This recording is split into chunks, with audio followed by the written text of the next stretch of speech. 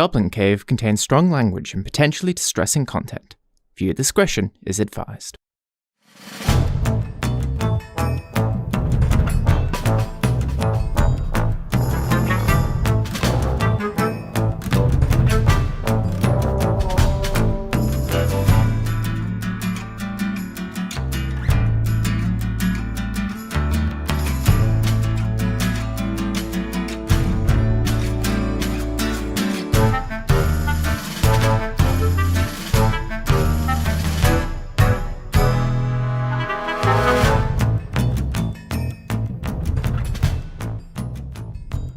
Right then, let's just get started then. Fuck it. This is the start of this now. Now is the start. For future editing, this is the start. Hello and welcome to yet another episode of this chaotic bunch of people talking about nerdy things. Welcome to the Goblin Cave. I am Sebastian Romanuk, and with me is Jack McAdam and Lauren Hegarty. Hello. Hello there. And today we're going to be talking about we're going to be expanding upon what we really think about with what we want to do with this podcast. We started the first episode with sort of like a focus on sort of like fantasy stuff, and we sort of decided as we were doing it that there's a little bit more to talk about that we're interested in than just fantasy, and we want to sort of broaden it a little bit. So the next few episodes are going to be a little bit experimental. They're going to be a little bit all over the place. They're going to be a little bit Goblin-esque.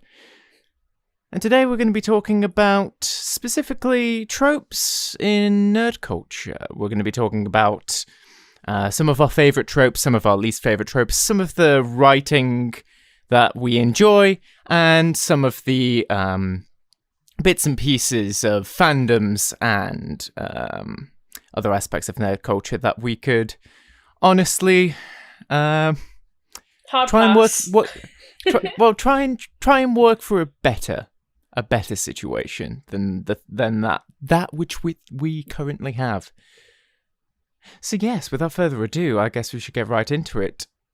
Guys, talk to me about some of your favourite tropes, some of your favourite sort of typical kind of plots. Talk to me about sort of like, you know, some of the fun stuff that you like about nerdy things, fantasy culture, comic books, what have you. I don't know whether this necessarily falls under nerd culture. I think that it does because it's relatively niche, I suppose. Go on.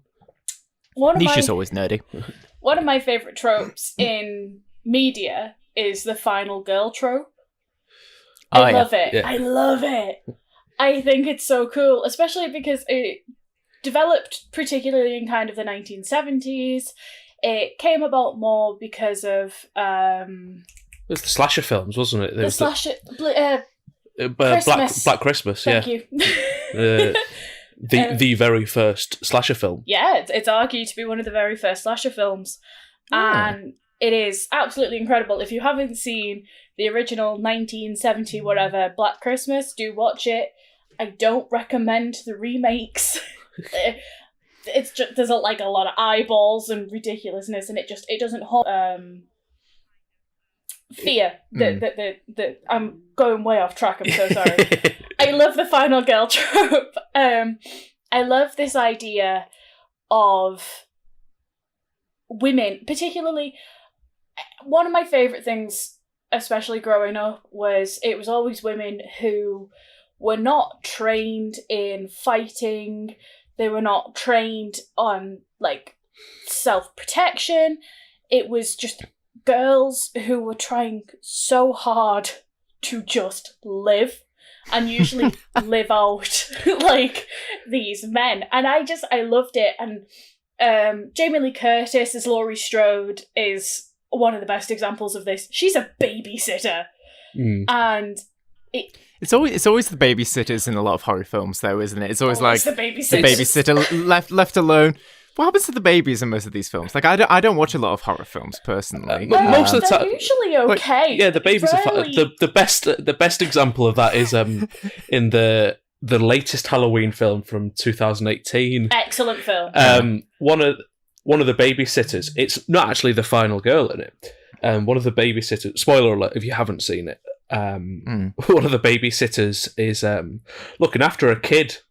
The best part of the film is this kid. Brilliant. He's there talking about how he stayed up late and basically just threatens to rat out the girl for smoking weed if she doesn't let him stay up late to watch films. What a narc! He's great, and oh my god, I'm so sorry. So many words try to come out of my face that it all just come out in a noise. It's phenomenal, and I think something that kind of took the myth out of it, but also I did not like this film when it first came out. It's Cabin in the Woods, but it's completely correct in what it says. Like, the final girl is very often the virgin, she's bookish, she's straight A's, doesn't mess around, blah, blah, blah. And it's that whole thing like in Scream where it's like, don't have sex, don't drink, don't do drugs, and you'll survive a horror film. If you have Don't sex, say- you will get pregnant and die. Don't say I'll be right back. I'll be right back. But I think it's such an interesting trope, particularly within horror, that is so male dominated and usually so anti-women. A lot of horror films are very anti-women. They're very angry towards women. And I just think the final girl is such an amazing trope to have within that kind of male-dominated community. Mm-hmm. I think it's so cool. And if we're gonna kind of American Psycho, we agree is it's a psychological horror thriller, right? Yeah. Yeah. Yeah. A very good one at that. Oh, it's excellent. And one of my favourite things is that it does exactly what it meant to do. There's a load of men who are like, oh god, women have found out about American Psycho, and it's like, darling, women made it. They are women-led films. Like, okay, and I think it's super interesting, and that's one of my personal favourite tropes. Sorry, that went off on a random tangent. That's the point! Hello, know. and welcome to the Goblin Cave, where we go off on tangents and never come back, and then the tangents become the questions. They do. Like a tangerine. Oh, I really want a picture of a goblin, but he's a tangerine goblin. I want a tangerine goblin right now. You are a tangerine goblin. If anyone that listens to us is an artist, please draw us a tangerine goblin. I would pay for it. Is this like a goblin with a tangerine head, or a tangerine coloured goblin, or is it a goblin in the shape of a tangerine? Yeah, it's a tangerine-shaped goblin. All three. I want all three. Or is it a goblin-shaped tangerine? That's what I meant. It's a goblin-shaped tangerine. Has he still got his skin on, or is he segmented? Please don't peel a goblin. Peel tangerines, though. I feel like there's nothing good if you peel a goblin. Do you have thoughts on trope? We should preface this as well. Like, what we'll tend to do with these podcast episodes is we'll come up with a very brief idea. So today's idea was tropes. And then literally just turn around to our co-hosts and be like, so, trope? And then they have to come up with an answer on the spot. Yeah. It's fun. Yeah. It's very fast and loose here. It's a lot of just us talking, really. Hi and welcome. Hi, welcome. Indeed. It's one of those, I will admit that most of the time I am considerably less critical of some of the things I watch than my co-hosts will be. This is true. I do have more of a habit just of just relaxing my mind when I'm watching things, and unless it's something I'm really, really passionate about, I'll just watch it for what it is and be like, or hey, that's good, or hey, that is terrible. I think at times it means that most tropes are lost on me. So you'll bring up a trope and then I'll be like, oh yeah, that's in that film, or that's in that film. It's very rarely. You'll recognise at the moment that you start thinking absolutely. about it, but if you're in the moment, you won't think about it. Yeah, absolutely. One that I do like is probably I expect is more confined towards the classic sort of superhero film, or sort of one sort of films where there is some sort of power, be it fantastical or some sort of racial lineage, if it's some sort of sci-fi, there's always the point of the arrogant, naive hero being brought low and having to sort of, how should I say it? To kind of earn what he has. Yeah, pretty much. Like they have it. Yeah. They're flippant with it. They take it for granted.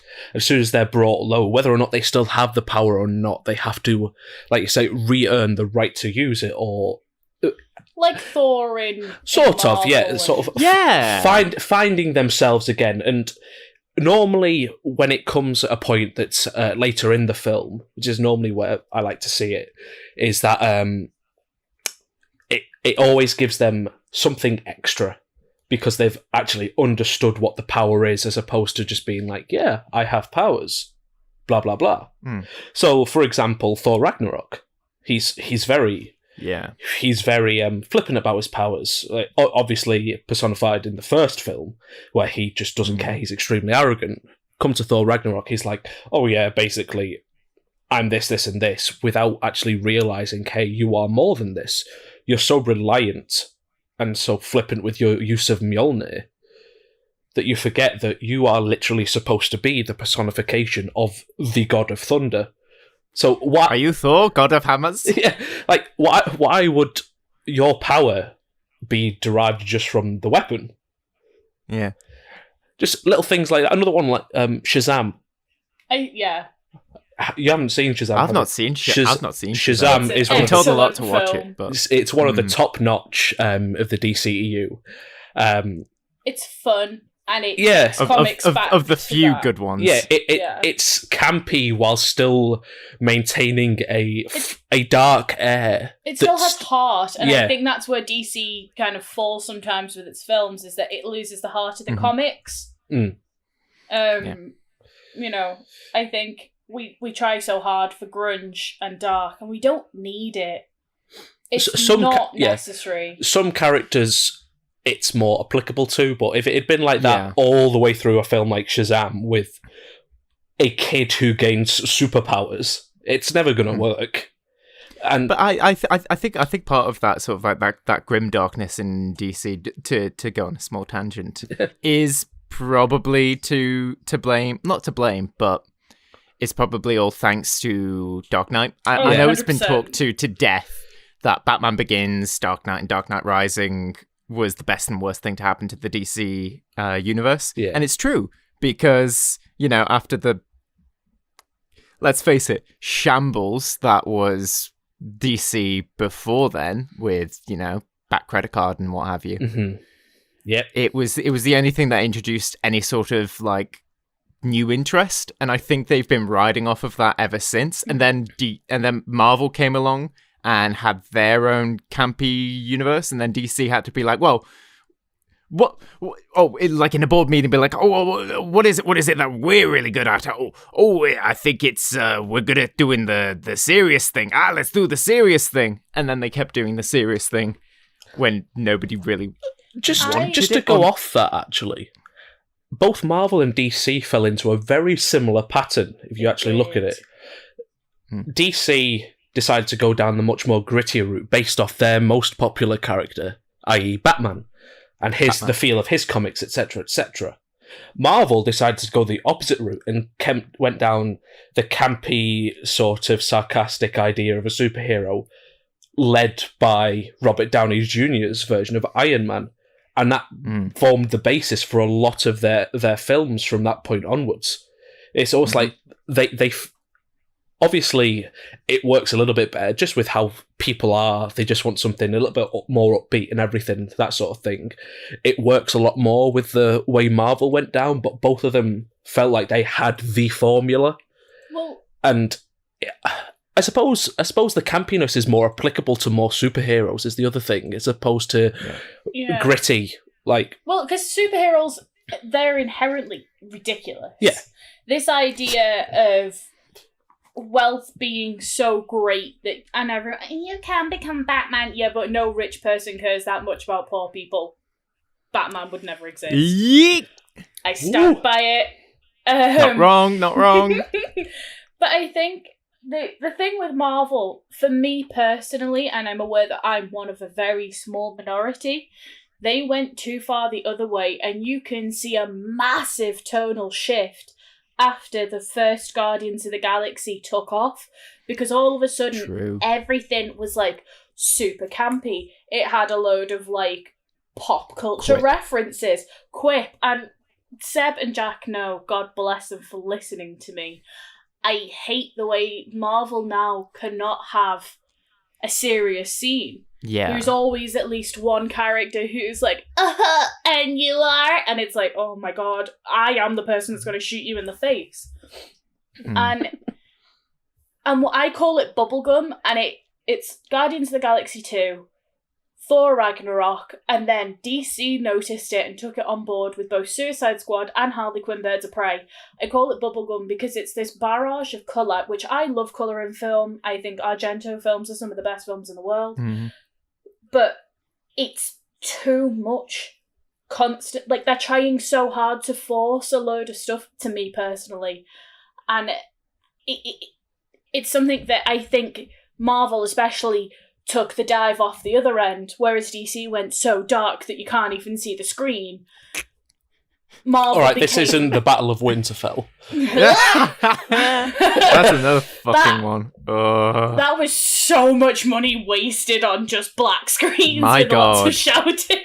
Imagine if you actually paid for HBO and then got to season 8 and was like, wait, let me increase the brightness on my fucking HD TV so I can see the shitty ass episode of one of the best TV shows ever. We did? Yeah. Like we did, we turned off all the lights in the house to turn the brightness up, and we were still like, who's that? Who's there?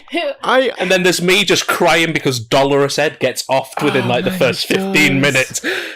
And I was just like, you can't kill off the most sarcastic, nihilistic character like that. He can't kill off the best one. He needs a nihilistic little catchphrase just as he's about to be surrounded by, like, whites. Yeah. There we are. There's another tangent for us to go. Yeah, that's another tangent. We can put a pin in that one. We'll put a pin in that one. We'll come back to that. Are we going to have to put, like, timestamps in the caption of tangents?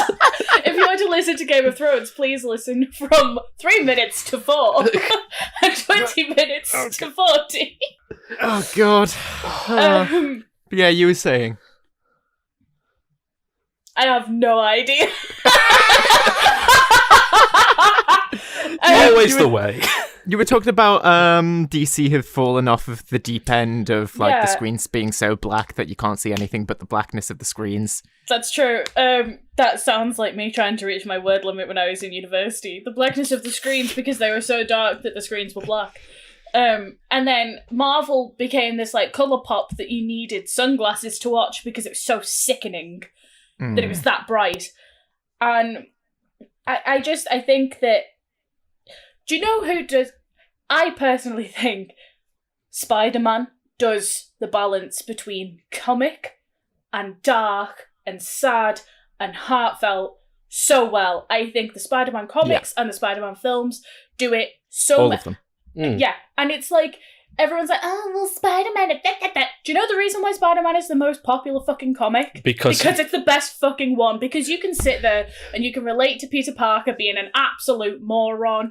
You can relate to him just being so socially anxious. And because comics were targeted at teenagers. Peter Parker. This was the thing as well. We'll have to put a pin in this and come back to it. I hate when people are like, oh, well, they're such a Mary Sue. Do you know what? It was fucking written for teenagers. Let them be a Mary Sue. Let them just know things. Because, like, as a person, you inherently know shit. If you are from that world, you inherently know stuff. Leave people alone. Good God. And it's always people who are, like, 40 and have spent their lives collecting books and stuff. And it's like, dude, just let people enjoy the way that you enjoyed. You know? Well, I mean, part of that is because like comic books and a lot of nerd culture in general, because of a lot of stuff that happened in the 80s, has become a boys' club, and it's slowly clawing back from it, and like slowly you can see changes, like gaps in the line of fire. But even today, there is a lot of nerd culture that is pro-male, and a lot of it that is very much like putting a lot of women off, which is sadness, and it's absolutely horrendous. And I'm sure you can talk about this better than I can, but it's one of those things as well that to me is very funny, because Star Trek continued to be popular because it was women basically writing Kirk and Spock fan fiction that kept Star Trek going. It was women. Nerd culture is inherently based within women watching it, because who was at home? Who was not working and was at home to watch this shit when it was on TV when it first came out? Women. It was women who wanted to see that. It was women who wanted to escape, because God, why wouldn't you in that time? But it is this thing of like, it then got over. It was the same with like the Beatles. The reason that the Beatles were so big and their music became so big, and then obviously led to a whole host of other musicians becoming big, was because women listened to it. Women were the ones that would go out and spend the money. You know? Oh yeah. And it's John Paul, George, and Ringo. John Paul, George, Ringo. He's not even the best drummer in Beatles. How have we got onto the Beatles? Because you know what? If women. you trace, because basically women, and if you trace the line of conversation, you'll see there's no correlation whatsoever, and all three of our minds are essentially that one game you play where you're given a Wikipedia article you need to find, but you need to find it by searching through other Wikipedia articles until you find it. Are we just playing? Did anybody else play that, especially like during like their lectures or whatever? Are you like, saying that our podcast is just an elaborate game of 6 degrees of Kevin Bacon? Oh my god, Yes. it is. Yes, it is. That's it. That's the vibe. That's the selling point. This is how we're going to get picked up. I mean, I could have gotten that in 3 moves just from my trope. Oh god, we're talking about tropes. Yes. Oh yeah, we have a topic. Hey, Do you remember Mystique that? has these powers. Mystique doesn't like herself. Mystique embraces her powers. Who's the villain in that film? That's Kevin Bacon. X-Men First Class, ladies and gentlemen. Fuck. There it is. God, God, I've not seen those films. I need to. they're not I've not good. seen so many. I know, but it's, you know. Days of Future it's Past's pretty good. Wrong. Days of Future Past I've heard is really good. It is. It's good. And I mean- there's a lot of films that are just on the watch list, Yeah. but you just need to have the energy to watch them, and No. I often just don't. Yeah. So, Sebby me boy. Yeah. Yeah. What's your trope? Oh yeah, my trope. Well, I was thinking about this while we were discussing things, and like I would talk about, you know, sort of like the hero's journey trope, but I sort of touched on that last time. And yeah, I do like the hero's journey trope. I like it a lot. I like the sort of like, you know, the hero who comes from nothing. Like, you know, your Luke Skywalkers, your Harry Potters, your Bilbo Bagginses. Bagginses. What is a Bagginses? The fact that all goblin minds just went Bagginses. Colin. Anyway. Colin. No, I've lost it. But yes. But actually, when I was thinking about it, what is my favorite trope? I know it's really cheesy, but I fucking love amnesia tropes in fiction. And it happens a lot in like video games especially. Mm-hmm. It happens a lot in nerdy culture. And I just, there's something very interesting to me about a character who has a story that we discover as we watch them. And there are good ways to do this and there are bad ways to do this. And especially in like video games like Amnesia, The Dark Descent, one of the best games for actually talking about amnesia storytelling. It's really fascinating to learn, spoilers for that game, as you play through it and you discover how much you are involved in the plot and how much you trying to kill the main baddie in the game is because of your own actions, because you enabled the villain to become all powerful, because you kidnapped and tortured and murdered people alongside him. And it's like, I I enjoy, especially in video games, games that can make you feel like you did something bad, even though you had nothing to do with it. And it can happen in films as well, but in a sort of more detached way, where you support and you love and you respect a character, and then you find out that they did something wrong. And it's almost like the film pointing at you and being like, but you like them. Why did you like them? And then it's interesting because it leads you to sort of discuss what we value as people, what we value as human beings, and the sort of how much do you take somebody's past actions to be written, to be explanations of who they are, and how much can you forgive somebody for that? And that's a big discourse that's happening right now, especially with people like John Barrowman and Noel Clarke recently. And it's difficult because there's no easy answers with that kind of storytelling, with that kind of trope, and in return, it, as it's happened, is leaking into the real world as people's actions from 20 years ago are coming back to haunt them. And it's a difficult situation. It's a difficult time. I can't think of any films off the top of my head right now that I can think to point out with like big amnesia arcs. Oh, all of mine are like horrendous, like romantic comedies that it's like that. Oh God, what was it called? 47 First Dates. I don't know. It's an Adam Sandler one. 50 First Dates. Oh, yeah, that one. That. Oh my God, how horrendous. You keep losing your memory and then wake up on a boat in the middle of the ocean married to fucking Adam Sandler. That would be depressing for anyone. Good Adam Christ. Sandler's great. With the only thing to connect you to him being like a video. Oh, I suppose. Like, that would be horrendous. That's different. Just Adam Sandler on his own would be great. It's yeah, true. I would love to sit down and have a drink with Adam Sandler. Adam Sandler, if you listen to this ever, please can we have a drink? Because, oh my God. But I think amnesia tropes are used a lot in rom-coms, and I'm not a rom-com person, so I'm probably the wrong person to talk about it. But in that respect, it's horrific. I think with rom-coms, it's very much an easy way to introduce some sort of love arc, because there's always the original love and the new love. Do you know what I mean? Well, there's that one where this fella like pretends to be married to a woman that had hired him. She gets knocked off a boat. I think a more notable one in sort of television and film would be the whole idea of the very first series of Once Upon a Time. I know it's a magically induced amnesia, but none of the characters know who they were, except for Regina and Mr. Gold. Oh, best character in that show. But I was thinking specifically David and Snow. Because... Who's David? Charming. Cool. Charming forgets who he is. Snow forgets who he is, but there's still that magical force that brings them together, because it's one of those. It's like, even with amnesia, there's still always something that ties you to your past life. That inexplicable link. Yeah. And there's little chains. Yeah, like for those two, it's them.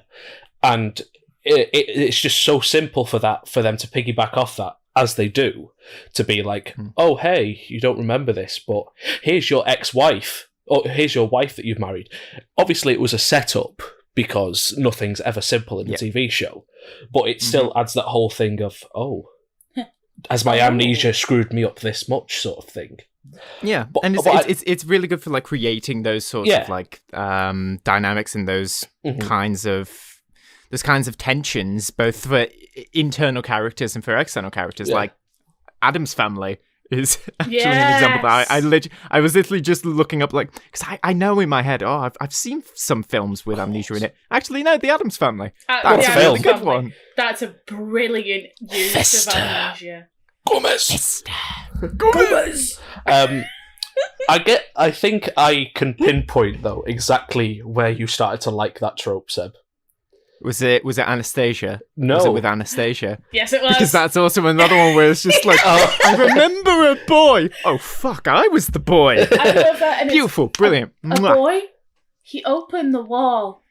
Oh, listen to me. Walls opening and Dimitri just being like, no, bitch, you're right. Carry on. What? No, What? It's a similar time period. I will preface it by saying a little bit more. The reason we probably don't see it as much in films and TV is that an amnesia trope takes time to develop, and if not done well, it doesn't work. Yes. And video games and books, they have a greater timeline and a greater sort of setting to Time is kinder to them. to explore it further. Now, a very good example of that is the Witcher trilogy, because it starts off, Geralt has already lost his mind, and by the third game, we're like, oh, he's finally remembering, and then we're properly introduced to the likes of Yennefer, etc., etc. Mm-hmm. But there's one I'm very specifically thinking of, arguably the greatest RPG of all time. A certain game called Knights of the Old Republic, Seb. Oh, Star Wars Knights of the Old Republic. Yes. No, yeah, that is absolutely where my love of Amnesia trope began. Spoiler for that game, and I'm gonna get into this later because I have an idea for something when it comes to like tropes that I don't like or things about nerd culture I don't like. But spoiler alert: in that game, you find out you are the bad guy in the game. You are the big bad, and it's a fucking massive reveal. And like at the time, I remember being a stupid little kid. Like 10 years old, maybe, loved Star Wars, getting to the part where the big reveal happens and being like, oh. Wait, are we the bad guys? Are we the baddies? And I think for me, that was one of the first times that I truly realized video games can have just as much story, just as much character, just as much pathos as a Greek tragedy can, or as a film can, a TV show, a book. That was the first time I realized, wait, video games can be artistic. Video games can be art. Mm-hmm. And I think since then, like, that's really developed a great love for art in interactive media, which is why now I really fucking love D&D. Mm-hmm. But yeah, I think for me that was my sort of my first opening into the world of, you know, video games being important pieces of work, not just, oh, you're playing as a real fast hedgehog who needs to go fast and save his friends and collect gems. He liked the rings. And rings. He liked ring. He liked big ring. He wants to put those gems in the rings and become golden. Because fuck it, yo. Why not? If I may go back to something that you said before, Seb. No, but go on. Thank you. You said about the amnesia trope is very interesting because all of a sudden you realise that you have connected with a character that is inherently bad. Another trope that I have to say that I love, that you see particularly within nerd culture, because nerd culture is the only thing that will touch upon it, is the main protagonist, who in any other show would be the antagonist. And I am talking about BoJack Horseman. Oh, yeah. Yeah. Mm-hmm. That's, like, the main one. And then, like, jumping off of that, like, Tuca and Bertie, you kind of, like, Tuca is super loud and brash, and, you know, if it was written any other way, she would be the annoying, like, super annoying, can't stand her kind of, you know. But BoJack particularly, and Seb knows this because he told me to watch it, and I'll never forgive him for it. And everybody watch BoJack Horseman if you want to lose hope in humanity, but also gain a sense of complete self-actualization. I'm gonna give you the warning. If you're not feeling great about yourself, don't watch it if you're feeling depressed. Just don't. Be kind to yourself. Be kind. Slow. But BoJack is, spoiler alert for the show, BoJack is not a good person. And that's not a spoiler, he's not good from the off. It's never like a surprise. But that's the thing, it's not a surprise. It's not a surprise. It still keeps surprising you how far he can go. into the depths of his own depression and lack of care for anybody else but himself. It's so interesting because Bojack in his office has a portrait of Narcissus, the Narcissus myth. And that's exactly him. And the thing is that you learn about yourself because, well, I found myself hoping against hope that this character would recognise those actions and force himself to change. Which is ridiculous because he's a narcissist. He was never going to change because he doesn't have it in him. He can only change when he's forced into a situation where he is monitored and watched every day. And then I found myself relating to Diane in that hope that she shared of, please, I know you could be a good person. Mm. And I think any media that has the trope of this protagonist would be an antagonist if written by a lesser mind is so important. Yeah. Because BoJack Horseman, I don't mind saying it, broke me. Mm. Yeah. It broke definitely. me. And I recognised behaviours in myself and in other people. And I think that, I think it's something that Star Wars could have done had they wanted to. And had the right writer well. And here's the thing that, like, there are some pieces of Star Wars media and Star Wars fiction where they do stuff like that. Obviously nowhere near the same extent because it's still Star Wars, it's still an IP, it's still got that aspect to it. Mm-hmm. But if you look at things like Star Wars The Clone Wars, where you see sort of the rise of Darth Vader during the war, when you look at even Knights of the Old Republic, especially Knights of the Old Republic 2, if anything we've said has interested you guys, play KOTOR 1 and 2, and especially number 2, for that sort of aspect of when the villain isn't really the villain, when the villain in a certain point of view can be the hero and is just as damaged and harmed as we are and as society is. And it's interesting and it's really important to sort of look at. But I think it's very important in media, and I think that trope can bleed. It bleeds very much into like YA novels. Like I know I spoke about it last week, but it's because it's the most recent form of media that I've inhaled with Shadow and Bone, and spoiler alert, I guess, Alina kind of falls for the Darkling because he has the opposite powers to her, but he has that weakness that she has of like, I don't think I can control my powers. And he never says that outright, but you can see it. Even in the moments where he's trying to manipulate Alina and stuff, you still see that moment of like, I don't think I can stop myself from doing this. But I also don't know if I want to stop myself from doing this. And YA does that very well. Yeah. Well-written YA does that. Yeah. I mean, I'm not saying that Shadow and Bone is well-written. What I would say... You heard it here first, folks. Shadow and Bone, bad show. Don't watch. What I will say is watch it for the crows. Watch it for Inej, Jasper, and Kaz. Kaz? I don't know. I didn't watch it.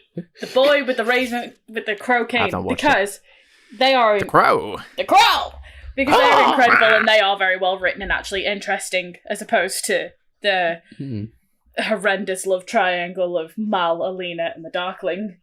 Delightful. But it is that thing of like Katniss and President Snow.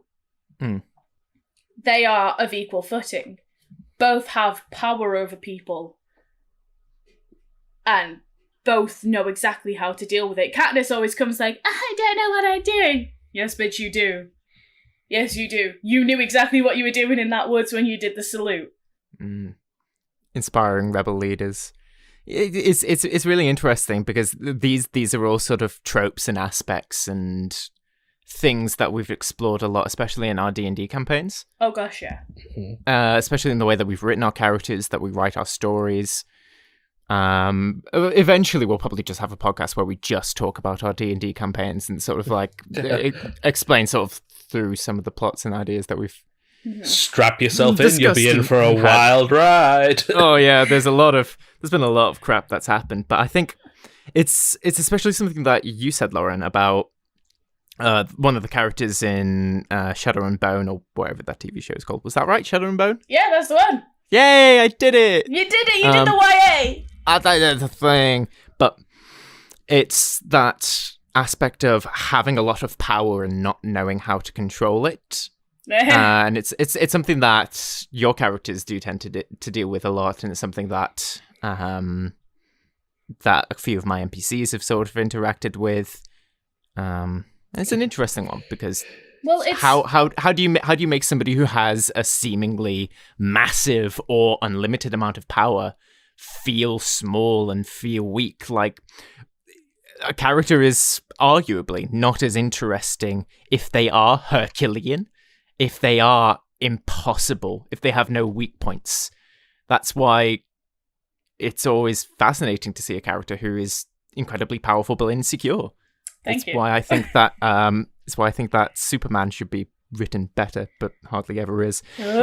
Who said that? Wow. But super quick, jumping onto the D&D hype train, I guess. It was something that I knew I wanted to do with my characters, was to have them have anxiety, basically. Particularly, I tend to play magic casters because I don't like fighter classes. I don't like melee classes. They confuse me. I like the spellcasters. I like the magic oogie boogie. I'm very flattered that you think my characters have the kind of balance between being strong but being absolutely tiny in the face of it, because they don't know what to do, and they don't know how to interact in the world that they're in, because it was never going to be their life. Yeah. My characters, that's the reason why I've not played a wizard. It's because a wizard... Wizards who specifically train to become spellcasters, who specifically go out of their way to have that magic. Like, yeah. I play... So in Seb's campaign, I play a tiefling bard. And one of my other characters was an Aasimar wild magic sorcerer. Mm-hmm. Because I think natural magic is so much more fun when you can play it as, I'm terrified of the power that I can wield. Yeah. I think it's a lot of fun. And I think it's fun to see. So, that was a fun 45-minute talk about our favourite things in nerd culture. Which is, good and interesting that we have so much to say that we really enjoy and we're really interested in. Yeah. But it's not the internet unless you talk about the things you hate. That's true. Now let's talk about the things that we don't like in, nerd culture, but also the things that we enjoy, the tropes. And I'll open this up a little bit because, we talked a lot about tropes, but I also sort of wanted to touch on a little bit on nerd culture aspects that we like or dislike, because we've talked about nerd culture aspects that we have liked. We did that last week. So yes.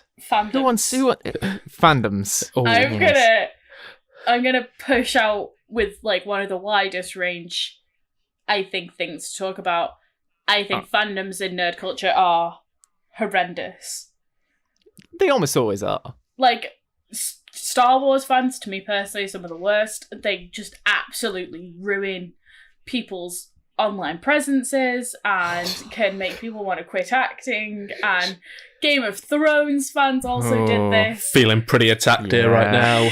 Yeah, I'm feeling attacked. But I will come to support you on this, because one of the most annoying things that I actually have ever found, especially in nerd culture, because it happens almost exclusively in nerd culture, but it's gatekeeping. Oh my God. There it is. Hate it. There I it is. fucking despise it. There's nothing. The reason that I don't like watching new things is because, largely because of fucking gatekeeping. It's why I took so long to get into Lord of the Rings, because I felt like I had to do a fucking test on the Silmarillion before I knew who any of the fucking characters were. But then I, sat down to watch these films and I was like, oh, actually, they're really engaging and interesting. And this is really great. Then I started talking about Lord of the Rings with some people, and some of the conversations I would have would be really lovely. Some of them would be, oh, you don't know who Tom Bombadil is? Oh. It's like, no, I don't, because it wasn't in the film, and I do not have the brain span to sit down and read the books. I'm sorry if that means that I don't know who Tom Bombadil is, so it be. And this is another thing, especially when it's Star Wars, because Star Wars fans in particular, because I adore the expanded universe, both the canon and the Legends universe. I love them. I love the stories. I love all of the really important and really engaging things that they do with it. If I see another fucking Twitter post saying, oh, all of these new fans to Star Wars don't even know who Revan is, I'm going to fucking slit your throat. Because I swear to God, stop making this community worse. Stop making the fandom that I actually enjoy and I actually love being part of be ridiculed as a boys' club and ridiculed as an exclusive fucking wine event of, oh, but you don't know who Bastila Shan is. I suppose you're not a Star Wars fan. Fuck off. This is why I can't watch the... I'm slowly making my way through Star Wars media for my own sanity, because both Seb and Jack constantly quote it, and I need to know where these quotes are coming from. And, I know Star Wars to an extent. But I remember once, I think I got Obi-Wan Kenobi and, what's the other old fucker's name in it? Anakin? Qui-Gon Jinn? Qui-Gon Jinn! Yeah. I got the two confused, and I remember speaking to this man who turned to me like I just murdered a baby in front of him, and was like, you don't know who Qui-Gon Jinn is? No, bitch! No, I know he has a rat tail, like the rest of them. I know they all look like they live in the Mars basements. Oh, that's no. it. So, that was Obi-Wan. They all have rat tails. All of to them be fair, have rat tails. most of them do have fucking rat tails. Because Qui-Gon Jinn's played by Liam Neeson, right? Yeah. I knew who I meant, but Yes. the hair is still fucking bad, man. I think Qui-Gon does have a rat tail in that. I think he has long hair, but then he has a bit of it tied into a rat tail. It's not. That's exactly what I meant. See, It's more of a it's almost like a mini Geralt bun. No, but it's not. It is. Geralt does it better. Geralt does it better, but it's still like a smaller Geralt bun. Geralt has volume to Geralt his hair. showers with Pantene. Qui-Gon's got to water him alone to keep him clean. To keep me clean. But it was one of those things that I was like, wow, I fucking hate Star Wars now, I guess. But then another thing, going back to D&D and all of that really fun stuff is, one, D&D is super gate-kept, which is absolutely insane considering it incredibly is a game, so. my guys. Really quick tangent. I went to a small independent gaming store here in where we live. The panic in my voice when I said that.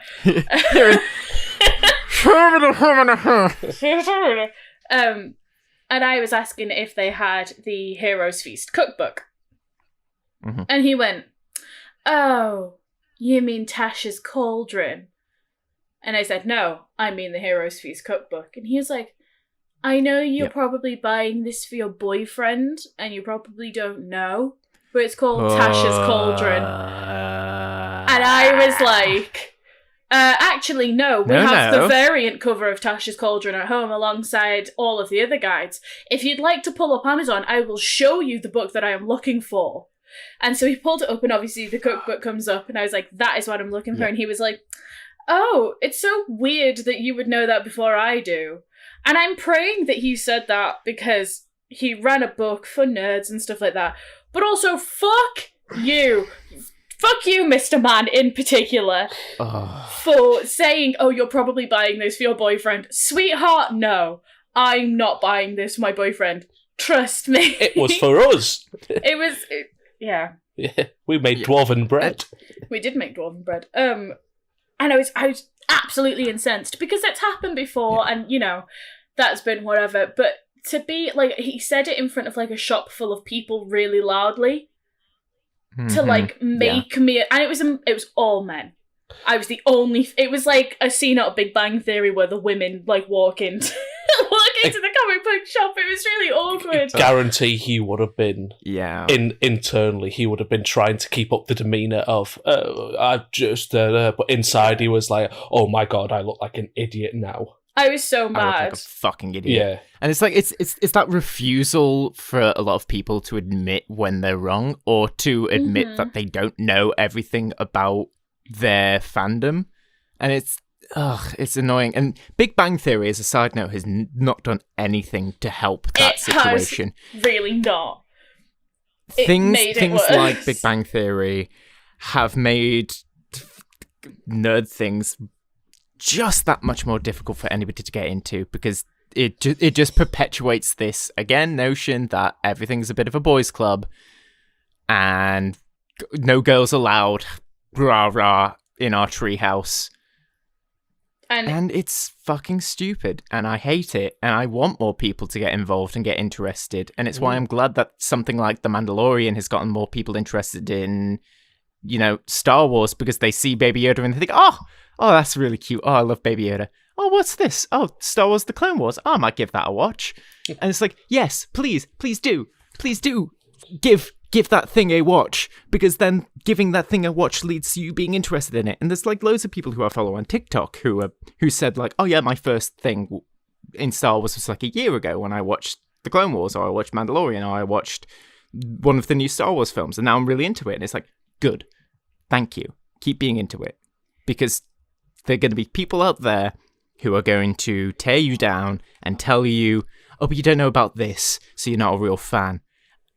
What the fuck is a real fan? Literally. Is a real fan somebody who has an encyclopedic knowledge about a thing? Or is a real fan somebody who gets incredibly emotional when their favourite character dies? Is a real fan somebody who gets really invested in a story when it's good or bad? Is a real fan anything just somebody who enjoys something? Oh, it's like you say, a real fan is someone with passion, be it newfound or long-lasting. Yeah. Like, yes, you could know every single thing and know every single planetary system in the galaxy far, far away, but if you just rattle it off with no enthusiasm or no gravitas to what you're saying, it's almost just like, all right, I could have just read that in a book somewhere. But if you get someone who's telling you these things, gets a couple wrong, but he's giving you such a response to questions that make you... It's almost like if when you're talking to a real fan, you're infected by their own enthusiasm. You get excited and you feel it. with them. Yeah. Mm-hmm. That's how you can tell a fan from a fan. Yeah. Well, yeah. This is the thing as well, is one of, as we've said, Big Bang did nothing for nerd culture. Nope. Something that did do well for nerd culture was Critical Role. Yes. Yeah. But the fandom need to not. The fandom need to, like, take a step back. Yeah. Take a breath. It's okay. Women play D&D. It's fine. And oh, are we talking about Marisha? I love... Hi, my name's Lauren Hegarty. This is a formal proposal of marriage. I'm aware that you're married to Matt Mercer. Seb, do you want to sneak in quick? You know, we can do. We get the other spouse. We can all just, you know, talk it out. Organize some sort of situation. It'll be fine. It'll be fine. I adore you. On a side note, I'll happily live in Travis's attic. This is true. I just just to be there. I just want to be a part of things. Yeah. I just want to be invited to Hi, things. Travis. Hi, Laura. Hello. Just Hey. sticking my head out the attic. The If loft. they I'm ever not American. if they ever actually listen to this, A, I would die, and B, I'm so sorry. I'm so sorry, but I don't take back my proposal. Anyway, the fandom fucking suck, and I despise how, again, this is this thing of women can't have personalities, because if women have personality, then what me do? Just calm your shit, okay? Just if you listen to Critical Role and you get mad when anyone makes a decision in Critical Role, take a step back and be like, how much bearing does this have on my life? If it is more than 2%, that is too much. Yeah, that is too much. And I guess we should make the distinction then that, you know, when we're talking about these fandoms, like Star Wars fandom or Super Hulock, if anybody remembers that travesty upon the world, No. or the Critical Role fandom, when we're talking about that, we obviously don't mean the entire thing. We obviously God, we yeah. don't hate these properties of the people who make them. We don't hate the fans who are out there and who are genuinely enjoying it. What we hate are the people who ruin it for everyone else. We hate We hate the like, people who 5%. tweet. Yeah, we hate the 5% that tweet at Marisha Ray for doing something wrong. We hate the 5% who talk about things in Star Wars as if it's the fucking Holy Bible. We hate people who were just part of Super Hulock. I'm sorry, I genuinely can't say anything good about the Super I Hulock think fandom. it's You were very all much- trash, and I think we all know that we were trash. It's the vocal minority are Yeah. the problem. Yeah. Really quick as well, on a super quick tangent, I saw a tweet the I other mean, day. we're already on one. This is true. I saw We've flown off of a tangent. a tweet or something the other day that said Critical Role, Dimension 20 and the Adventure Zone. Like, the fans that cross-section that are the new Super Hulock. No, don't will that into existence. And Dimension Critical Zone. something like that. Dimension Critical Zone. And I was so bereft at this. Like, All I'm that's picturing now so- is you seeing that and having the same reaction as the Vine of "Stop kink shaming me. Kink shaming is my kink," and then the guys scream at the end as you discovering that tweet. on it's literally lived. Whoever you are, wherever you are, I want you to know that information has lived rent-free in my head for at least 5 months now. You've harmed me with You've that. actually Whoever wrote that tweet. caused me actual anguish. But it's true. Twitter is a hellscape, and we're all part of it. Oh God, it is. Yeah. But If there was to be an actual like personalized hell, it would just be a Twitter feed for me. Not even my own, just somebody else's. And- you don't want to see mine. All All right, Sideshow Bob. Good lord. Mine's just filled with restless tweeting. It's fine. What? Mine's just filled with restless tweeting, so I'm all right. Yeah. Is filled with, to be fair, mine is filled with people coming to, like, Marisha's defense and, like, I don't know, communist propaganda, I guess. Well, yeah. The revolution is coming. It We do all come D&D know with- isn't your game, it's our game. Okay. Ow. It's our game, comrade. Our game, comrade. But yes, we are certainly not talking about the majority Yeah. when we're talking Yeah. about fandoms. And I'm sure that the people who are in the fandoms know that. It's only the people who are part of that Yeah. minority that would get pissed about it. Yeah. But yeah, just for me, that's one of my biggest pet peeves, and it's something that keeps me away from certain fandoms as well. Also, super quick, the Disney fandom. Like Disney, I love Disney, I do. But Jiminy Cricket, calm your shit. Really? You had to use Jiminy Cricket? Yes, You that was the joke. dare invoke his name? Don't mention the cheap magic to me, which I was there when it was written. Is that a Disney property now? It was a Disney property when it came out. Oh. And we're back to Qui-Gon Jinn.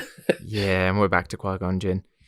That's another thing with no culture that I hate, and I'm sure everybody's talked about it to death. It's just Disney own everything now. Disney own all. What are we going to do? Disney Can the don't mouse own buy us. Can the mouse own us? I would love to get some Disney dollar. Yeah. Like, please, Disney, if you're listening to this, send me £200,000 in Funko Pops of your properties, and we'll call it a day. No, we won't. He does not speak for all of us about No, he does subject. not. How dare you sell yourself for so cheap, you fool? Seb would sell his soul to the devil for a donut, like he's Homer Simpson. Yeah, I would. It'd have to be a good donut, though. Like, it has to be, like, jam-filled, one of those ones, you know. A little nice... Krispy Kreme. Yeah, nice little glaze I'm on more it. more of a chocolate glaze with sprinkles. Nah. I'm not a big fan of the chocolate donuts. This is the thing. See, I'm a typical Simpsons donut kind of guy. Strawberries and cream. Well, no, you're not, because this typical Simpsons donut is a classic donut with pink icing and sprinkles on top. Yes, but it's very rare. You find one with pink icing and sprinkles. Get fucked. Your girl knows a lot about Simpsons. Sprinkles. Sprinkles. Another topic owned by Disney. I wonder if you look through this topic and look through this episode and count how many times we mention something that's owned by Disney. Honestly, but that's which is a problem in itself. There's that epic rap pulse of history, because we all still listen to those, which is Jim Henson versus Stan Lee. And it's where at the end where it's like MICKEY, and he's like, I own this whole series. Oh dear, that is one of the best ones, though. That is one of the best ones. Best. Also, Seb and I are obsessed with the Muppets and Jim Henson. What do you mean, you and Seb? Well, like, no. How very dare you? Muppets, not just the films, like. Still, how very dare you? Wait, super quick, who's your favourite Muppet? Who's my favourite Muppet? Yeah. Oh, fuck. I know, right? It's one of three. Rizzo. I've got three. Go on. It's either Gonzo, Beaker, or Sam the Eagle. Sam the Eagle is up there. I would say Sam the Eagle is your favourite because you always get really excited when he comes on screen. I am the ghost of Samuel Larrow.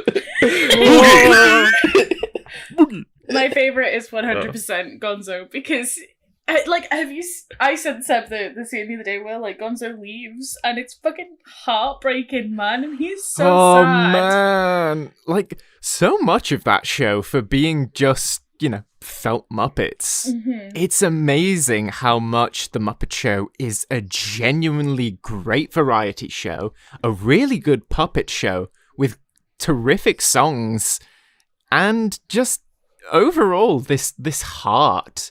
And that's why the Muppets have lasted for as long as they have. It's why Disney owned the Muppets, because it has a heart beneath the felt that is Jim Henson. And even without Jim Henson here anymore, you can still feel him.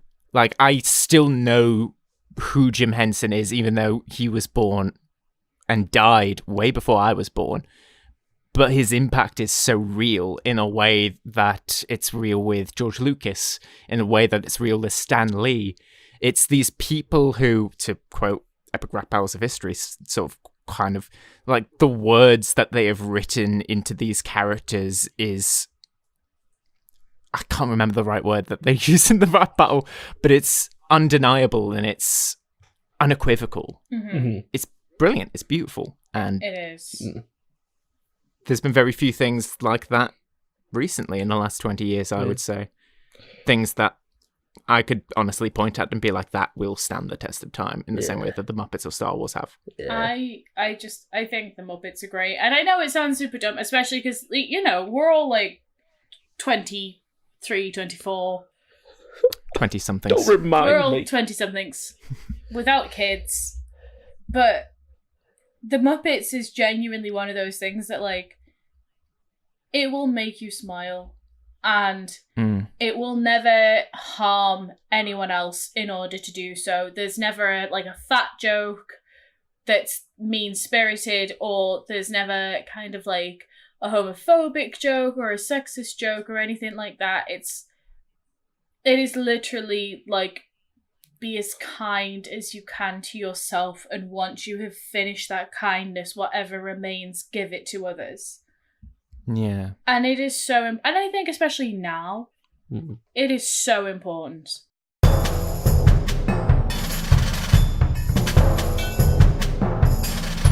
I actually kind of think that it's kind of nice that even when we try to circle, the line of conversation towards, let's talk about the things we don't like, we still return to the things we like. And I think that's actually a really good question to sort of to be the last one for today. Is why do we keep circling back? What is it about these tropes?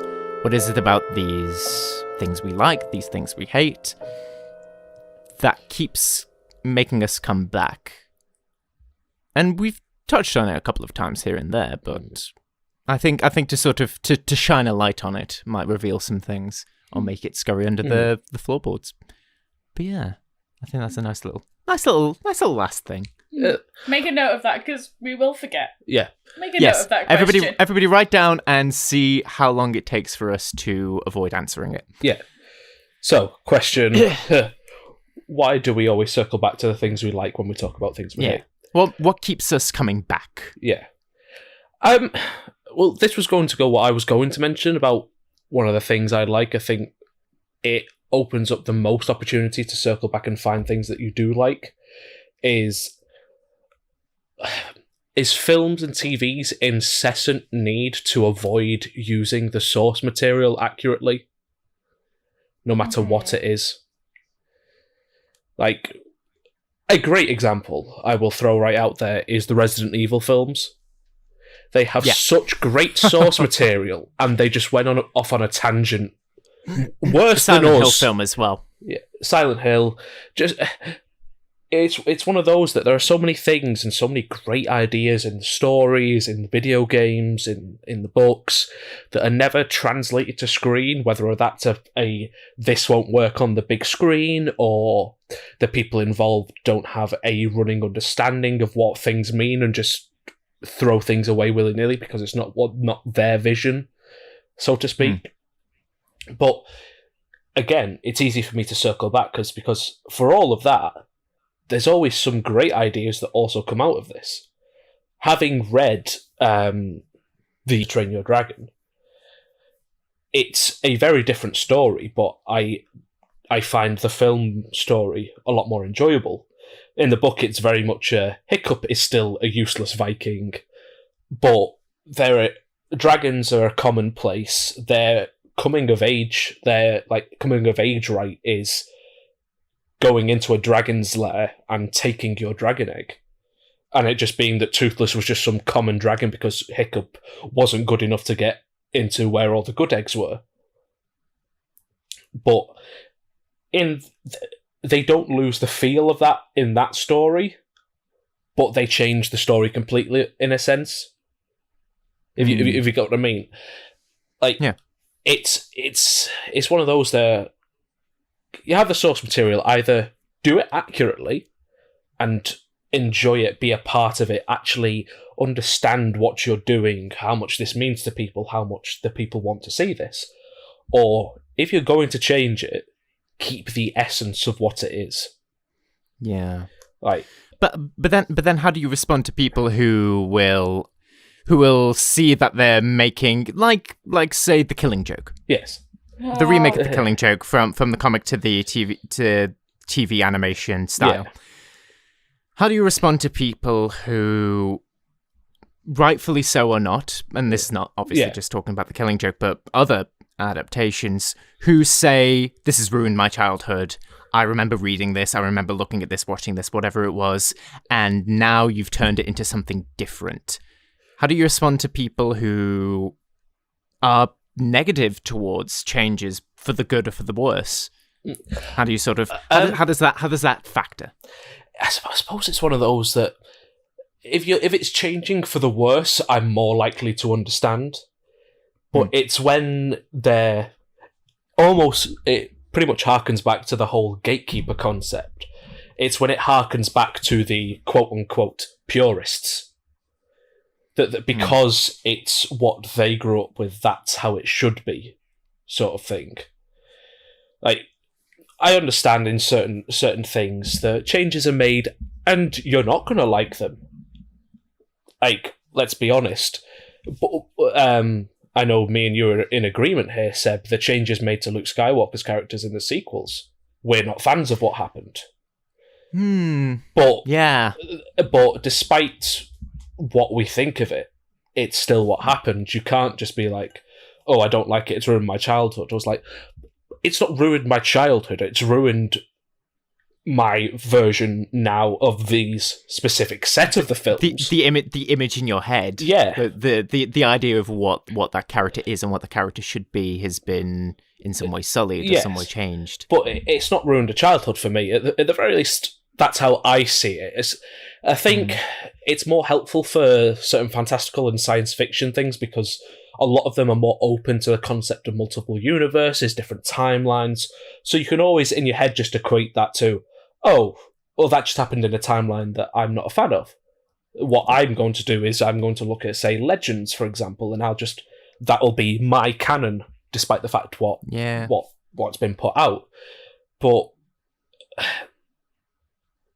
it's almost like a lack of willingness to accept that it's happened. If you understand what I mean, sort of there's no changing what's going to happen now. This change has been made to the story. You can't just because you don't like it, you can't change it. And if you're not going to change it, if you're not going to like it, then you don't have to associate with that particular bit of what the media you don't like is. So, for example, if I wanted to, although I know it's not true, I could be like, no, for me, this end of the Skywalker saga stops at Return of the Jedi. In a small sense, if you go deep into what actually happens in the sequels, it sort of does stop there. But that is a completely different conversation, obviously. But yes, if you don't like it, just think of it as something... It's just separate. Just compartmentalize it. Just stick it in a drawer and say, hey, that's an award from 10 years ago, or that's a picture from 10 years ago I'm not happy with. I don't want people seeing that. I don't want to see that myself. I'm just going to forget about that. I'm going to enjoy what I have here. Yeah. And the thing is, I suppose another thing, sorry to interrupt, is that a lot of these things, they have such rich and expanded universes. Like, not just Star Wars, but Lord of the Rings, you've got Star Trek, you've got, going back to Resident Evil, you've got so many different universes and so many different settings within these sort of IPs and these different media that, like, whatever comes out, you can always think about your own stories in it. Or, like, how would this play out in my head? Or, hey, imagine if, say, for example... I don't know, what happened if there was a T-virus outbreak in the middle of, I don't know, somewhere strange, like the middle of Liverpool or something like that. Like, how would it go differently? Or, hey, I don't like that, say, the direction of how it went from simple bioweapons to, oh my god, in Resident Evil 7, there's mold-like creatures. But, like, you can just be like, okay, it's some sort of weird division that wasn't canon in my head, or I'll just stick to what I like. And I think with that, it sort of circles onto the thing that keeps me coming back, which is how much fantasy and all nerd culture in general is just continuation of like a modern myth. Like, everybody's always talked about how, you know, superheroes in the modern day, Greek myths, how, like, Superman is like Hercules and everything. And there's things you can say about it and things you can say against it. But I'm of the opinion that all nerd culture is sort of that. All nerd culture is that sort of that mythos. It's a lot of people who are either incredibly superpowered with magic and spells and what have you, who are actually broken and human, or it's a bunch of weak characters who become strong, or it's normal people who do feats of heroic good, like Theseus or Achilles or something. And it's interesting to me because, like with Greek myths, there's, as you say, there's a lot of options for cherry picking. There's a lot of options for sort of choosing the stories, the ideas, the characters, the timelines, the adaptations that you like, that you enjoy, and taking that forward. And it makes me think about how much in the past, when it came to Greek myths, because there was no, centralized religious structure, how much people argued about the trials of Hercules in the same way that we would argue about stuff to do with Star Wars. Yeah. Maybe that's probably giving modern things a little bit too much. Giving modern things probably a little bit too much credit.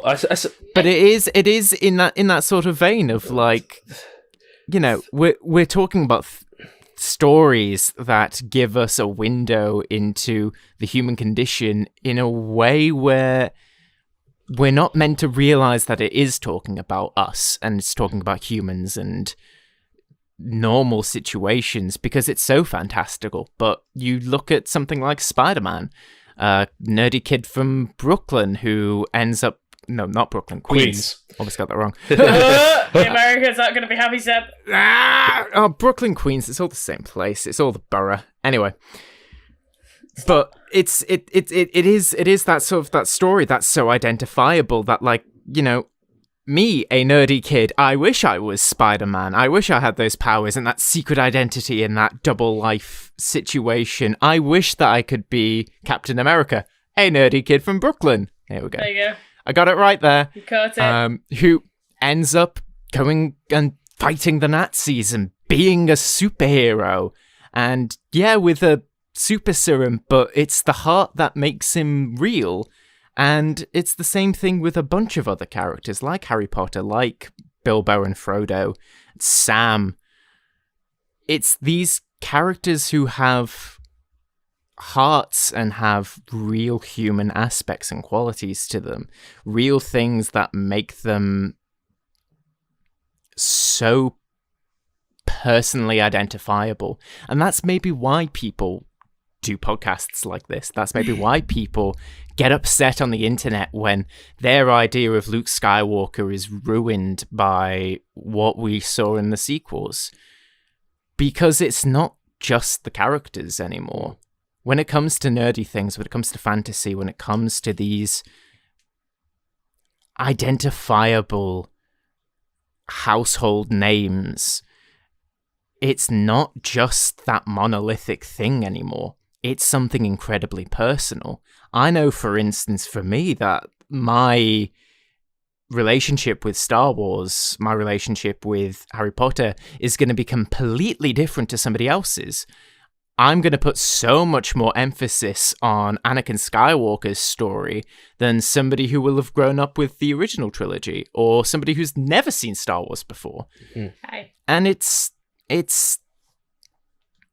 important, and we act like it's not, but then we keep getting so upset. And I think we should drop the pretenses and everyone admit it is important because it has shaped us. It shaped everything. And I think part of that is lost when we argue about it too much. I think stories as well have always been important and we don't think about it. There's this thing that people say a lot where it's like, oh, well, TV and media are ruining children. Like, sweetheart, no. Shakespeare wrote dick jokes way back when. King. Lysistrata is about women withholding sex from men so that they stop going to war. Like, media and storytelling has never been the issue. But the thing is that we don't give it the credit that it deserves. I know, and I can guarantee 98% of our listeners will also understand this. If you grew up reading books, if you grew up watching TV, if you grew up playing video games, aspects of your personality will come from those characters. And they will. without you meaning to, without you accepting it, they will have done. I remember growing up, I read about Hermione Granger, who was this bookish girl with big hair and buck teeth. I've got a gap in my teeth, I've got big curly hair. You know, it was great for me to have a heroine who was like that, who was sassy and smart and held her own and was never looked down upon for that once she proved herself. But even before she proved herself, it didn't matter, because that was who she was. And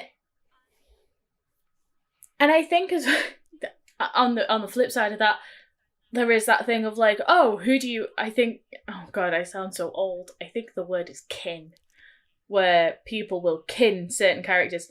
And if people are like, I'm like BoJack Horseman, I'm like Anakin Skywalker, I'm like da-da-da, I'm like, oh, sweetheart, I'm gonna stay away from you. Because, if they see those toxic traits within themselves, that's impressive. For them to idolize those toxic traits, it's like, I'm not gonna be close to you. But it's something that will happen, and it's something that will always happen. And I think I understand when people get upset that media is not exactly the way that they want it, or media is not exactly like the source material. But this shit has happened for years. This, bear in mind, if you showed a person, from Shakespearean times, Much Ado About Nothing with David Tennant and Catherine Tate, they'd be like, why is a man not dressed up as a woman playing Beatrice? You know. Why is the ginger woman saying ameth bothered? That's ameth bothered. Ameth to bothered, forsooth. Look at that, my face. Look at that, my face. That was one of the best Red Nose Day skits they ever did, and I know it word for word because I'm ridiculously sad. I'd much rather show them. I'd rather show Shakespeare DiCaprio's Romeo and Juliet. Oh man, I think Shakespeare would genuinely love that adaptation. He'd cast. I don't know the actor's name. I am so sorry. Sid the Sloth. Yeah, the guy who's the voice of Sid the Sloth, who also plays Tybalt. He can't get over it. He plays Tybalt, and as soon as I heard that for the first time watching Romeo and Juliet in high school, I was like, "Oh my god! Oh man! Oh my! It's a pack of flying fish." Wait. Then I guess we'll get back to your question, Seb. Why do we keep referring back to what we love, even though we're supposed to be talking about what we hate? Why is it we keep circling back? And my answer is because I always try and see the good. I vie and struggle my hardest to try and see the good in things, because we see so much bad. Always. It is in the media, it is on your social media, it is everywhere you turn. You look outside and the sky is grey, and it is just... And I think, yeah, it's fun, and it is funny when we talk about bad stuff, and it does make us laugh and stuff, but I think always try and see if you can spin something and see the good in it. Because I think that's, to me personally, that's super important. I'd say, for me, it's very much a... we always come back to the bits we like in things we like, because no matter how bad something is, there'll always be something you enjoy. There's always going to be that one aspect of something that you really like, even if the rest of it's a pile of shite, just an absolute shambles. There's always going to be that one little, that one little diamond in the rough. That one little spot. That one thing. Yeah. There's always the one thing you can say, oh yeah, that's rubbish, but I like that bit. I like that bit. Yeah. And you always discuss the rubbish first before you can say, this is... But to be fair, I did like blah, blah, blah. Yeah. And it is why, I know it's very big on the internet to trash the sequels, but there's still parts of the sequels I really genuinely enjoy. Like when the films let themselves have fun, they're really fun. When they have really cool and interesting ideas, they're really cool and interesting.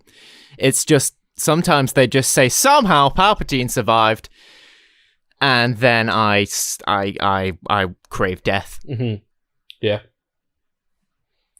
But yeah, and it's all about that ideas that we have in our heads being so powerful that even when we're not given that idea, we keep coming back expecting to see that idea we first had when we were 10 years old, watching a VHS copy of New Hope, or reading that first comic book, or opening that first young adult novel. Mm-hmm. Yeah. Percy Jackson. To round it off, as our person of interest, as we're gonna, I think, do at the end of each one, I'm gonna vote Marisha Ray. I vote that our person of interest for today's episode is Marisha Ray. Marisha Ray, beautiful woman. Yes. Beautiful, incredible, supremely talented, and ultimately phenomenally kind. If you don't know her, look her up. Absolutely incredible voice actress. Runs the critical creative role. Director. Yeah. Absolutely phenomenal woman. Someone that I truly, truly look up to. She has an interview as part of the Behind the Sheets series where they interview all of the cast of Critical Role. Look it up. Honestly, if you don't have any interest whatsoever in D&D stuff, that's fine. Just look up that one little thing, because that'll tell you everything you need to know about her and everything about her story. She's been through so much. Phenomenally kind and strong and an absolute inspiration. So today's episode, I think, is dedicated to Marisha Ray. Marisha Ray? Yeah, I believe so, yes. I like that. So yes, thank you guys so much for listening to us. We've been the Goblin Cave. Again. Yes. As Once we will again. be for the future, whenever you listen to a podcast episode from the Goblin Cave. We'll take you down every single tunnel of the caves because we ourselves don't know the way to the entrance. Oh no. Yes. Which is just part of the fun. Yeah. And I hope you all have enjoyed your time here. Indeed. Remember to love yourselves. Have a good night. We love you. Good night. Goodbye.